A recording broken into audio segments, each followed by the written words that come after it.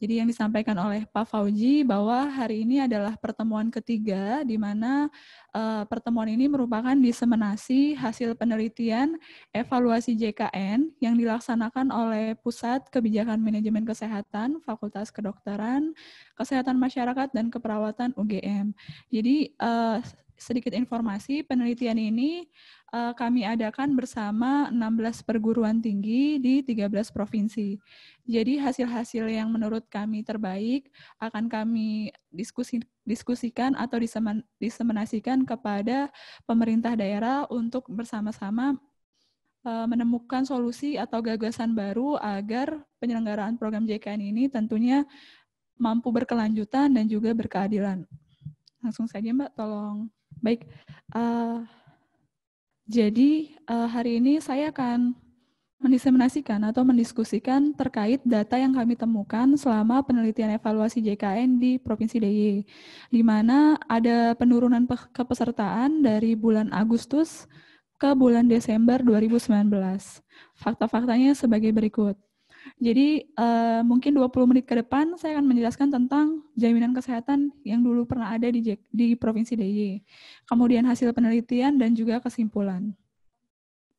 Nah, kalau misalnya dilihat, sebenarnya pada tahun 2013, Provinsi DIY telah memiliki program kebijakan kesehatan, di mana program tersebut diinisiasi oleh Undang-Undang 1945, yaitu di pasal 28H dan 34 ayat 2, di mana juga diturunkan dalam Undang-Undang SJSN, kemudian juga Undang-Undang SJSN 2004. Kemudian yang berhasil saya akses untuk peraturannya adalah Peraturan Gubernur DIY nomor 19 tahun 2011, yaitu tentang jam kesta. Inilah program jaminan kesehatan yang dirintis oleh pemerintah daerah istimewa Yogyakarta yang pertama. Kemudian yang kedua itu ada Perda DIY nomor 4 tahun 2012. Ini adalah sebuah rujukan di mana pada tahun 2012 Provinsi DIY telah menerbitkan sebuah regulasi mengenai jaminan khusus untuk penyandang disabilitas. Sedangkan mungkin 12 provinsi yang lainnya itu belum ada. Kemudian kita lihat satu-satu dalam Pergub DIY nomor 19 2011, yaitu jaminan kesehatan sebelum beroperasionalnya JKN atau BPJS, di mana sebenarnya DIY juga telah memberikan layanan komprehensif. Kemudian untuk melaksanakan jaminan ini, DIY membentuk namanya Bapel Jamkesos. Ini adalah unit di Dinas Kesehatan dari DIY. Mohon koreksi bila keliru. Kemudian untuk portabilitasnya tentu tidak seperti JKN, di mana JKN bisa antar provinsi. Kalau untuk portabilitas DIY adalah hanya antar kabupaten dan kota. Kemudian iurannya dulu di Pergub DIY itu sebesar 7.500 ditetapkan oleh Pemprov, Pemkot, dan Pemkab. Di sini untuk kependudukan atau pesertanya itu hanya dibagi dua, yaitu PBI dan Mandiri. Nah, kemudian pada Pergub nomor 50 2017 atau kita 6 tahun sesudahnya, dan atau ini Pergub yang keluar setelah program JKN berjalan, DIY mengeluarkan jaminan kesehatan khusus bagi penyandang disabilitas, di mana paket layanannya cukup lengkap, bahkan alat bantunya lebih banyak daripada yang ditawarkan oleh program JKN. Kemudian ada pelayanan home care. Nah, ini adalah jaminan khusus, yang mana nanti kita akan diskusikan kepada Ibu Endang, apakah jaminan khusus ini sifatnya seperti apa dengan program JKN, karena kalau misalnya kita melihat ke belakang, semenjak diberlakukannya Undang-Undang SJSN, seharusnya di pemerintah daerah itu tidak boleh lagi diberlakukan jaminan kesehatan daerah atau jaminan lainnya yang serupa dengan jaminan kesehatan nasional atau mengambil iuran. Nah, kemudian setelah 2011, DIY telah memiliki jaminan kesehatan semesta, di mana juga iurannya tidak begitu besar, kemudian layanannya komprehensif, dan telah memiliki badan Bapel Jamkesos untuk mengelolanya.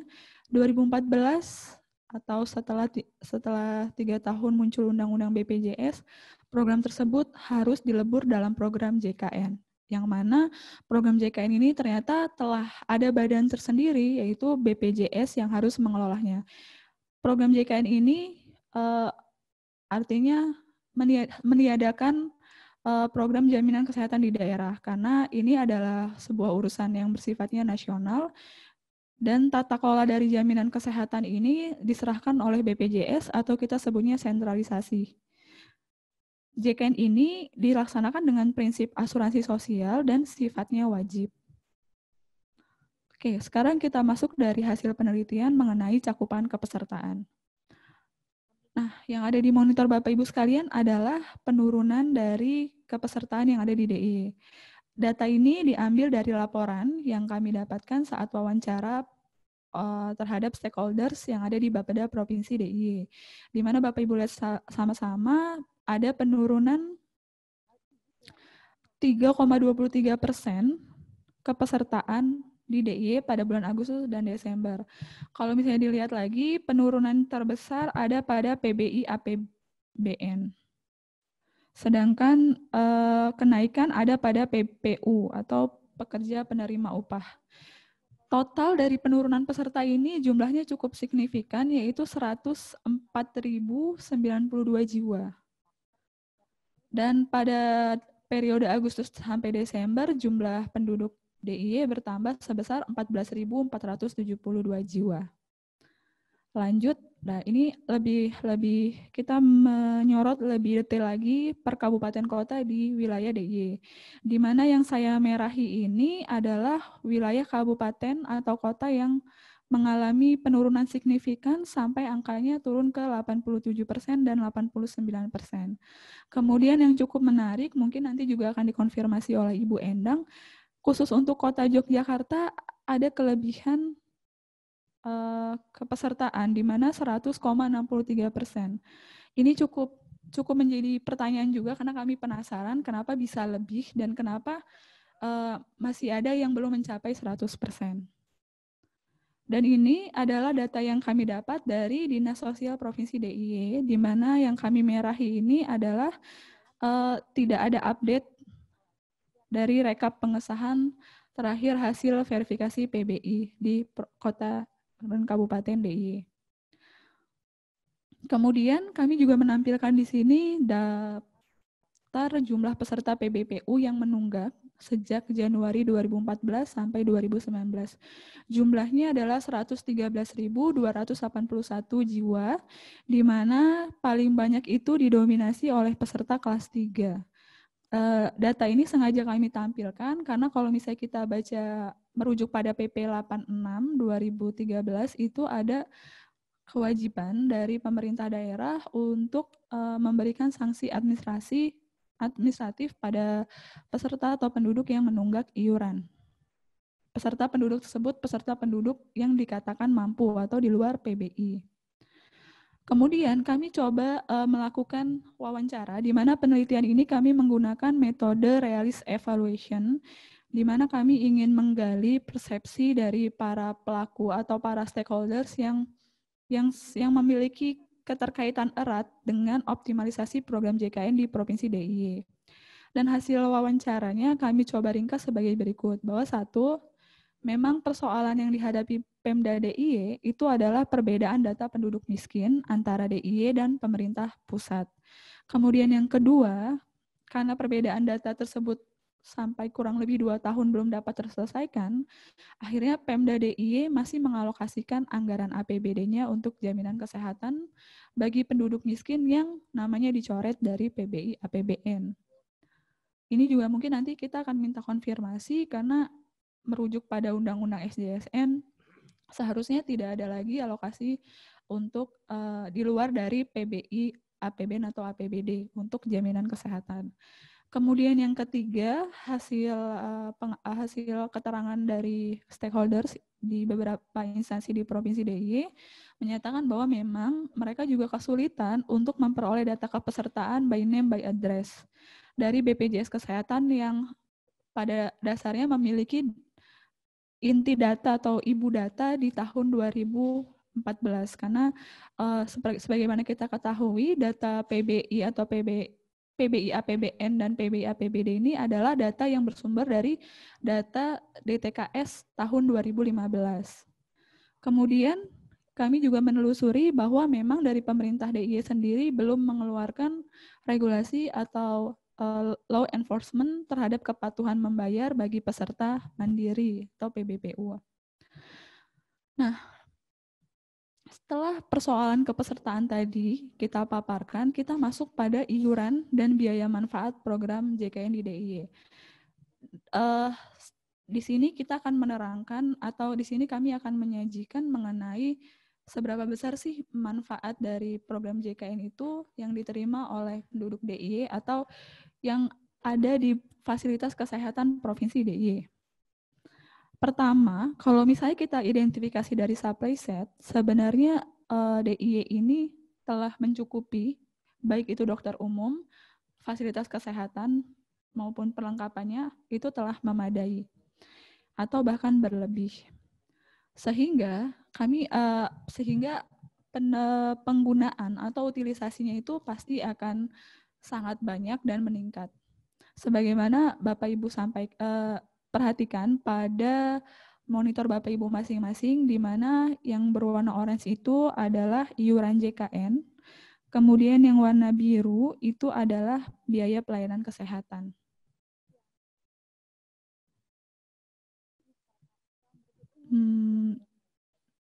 Terbalik ya? Iya, jadi pada yang warna abu-abu itu adalah sisa dana JKN, di mana kalau misalnya kita lihat dari 2016, 2017, 2018, itu BPJS Kesehatan yang ada di DIY selalu mengalami defisit sebesar 1 triliun 940 miliar dan 1,2 triliun di tahun 2018.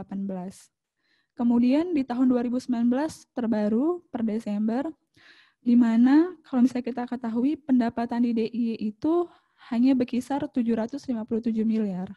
Sedangkan biaya pelayanan yang dikeluarkan oleh BPJS Kesehatan adalah 2,8 triliun. Di mana rasio dari utilisasi ini adalah 381,83%. Data ini kami artikan bahwa penduduk yang ada di Provinsi DIY sangat menikmati dan dapat mengakses layanan JKN secara optimal atau lebih dari optimal karena sampai 381,83%. Di mana juga dari FKTP ke FKTL itu tidak ada perbedaan jauh seperti yang kemarin kita saksikan di NTT, di mana PBI APBN-nya cenderung PBI APBN dan PBI APBD ini kalau untuk di wilayah sulit akses itu cenderung menurun pada pelayanan kesehatan di rumah sakit atau tingkat lanjutan. Sedangkan kalau misalnya kita lihat data di DIY, ini nilainya proporsional atau aksesnya cukup bagus untuk penduduk miskin. Begitu juga penduduk yang lainnya yaitu peserta yang lainnya yaitu PBU, PBPU, PBP, dan PPU. Nah, dari data-data tersebut, ini adalah ringkasan dari utilisasi atau biaya manfaat yang diterima oleh penduduk DIY. Pertama, penduduk DIY tidak mengalami kendala dalam memanfaatkan program JKN. Yang kedua, ketersediaan fasilitas kesehatan yang lengkap dan cukup serta banyaknya didukung oleh SDM kesehatan memberikan keuntungan bagi masyarakat DIY untuk menikmati manfaat dari program JKN. Yang ketiga, biaya manfaat JKN di Provinsi DIY itu lebih besar dari iuran yang berhasil dikumpulkan, atau dengan kata lain, BPJS Kesehatan mengalami defisit yang cukup parah di Provinsi DIY. Kemudian yang keempat, prinsip portabilitas dalam program JKN dan fasilitas kesehatan memadai ini menjadi daya tarik atau menyebabkan banyaknya peserta JKN yang berobat ke fasilitas yang ada di DIY. Nah, data ini belum kami dapat pisahkan untuk biaya layanan yang merupakan penduduk asli DIY dengan biaya pelayanan yang merupakan penduduk di luar DIY karena memang sulitnya akses data yang kami dapatkan.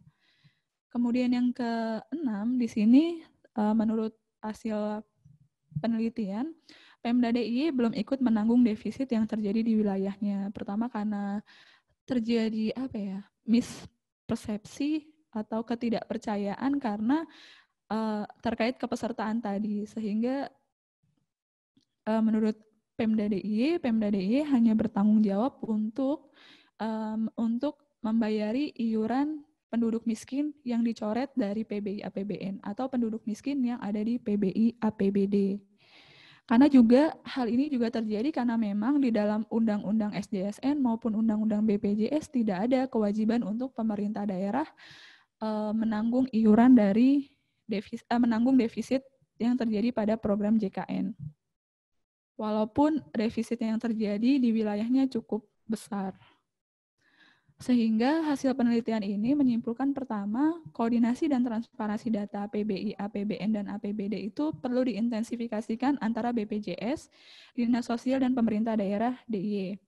Kemudian Pemda DIY dengan tadi disebutkan data tunggakan itu perlu membuat regulasi sebagai law enforcement kepatuhan membayar segmen peserta PBPU. Karena tadi itu program jaminan kesehatan ini kita harapkan tidak hanya digunakan untuk ketika sakit, tetapi program ini kalau misalnya kita merujuk pada negara-negara maju, program inilah yang nantinya dapat diandalkan untuk masa-masa krisis baik pada pesertanya maupun pada negara. Sehingga untuk sustainabilitas dari dana itu sendiri diperlukan untuk keberlangsungan dari program JKN. Kemudian kami melihat bahwa defisit yang mencapai 300, yang rasio kolamnya mencapai 381,83% ini memerlukan kontrol atau pengawasan dari dan tanggung jawab dari pemerintah DIY sendiri, baik itu mengenai mutu maupun fraud.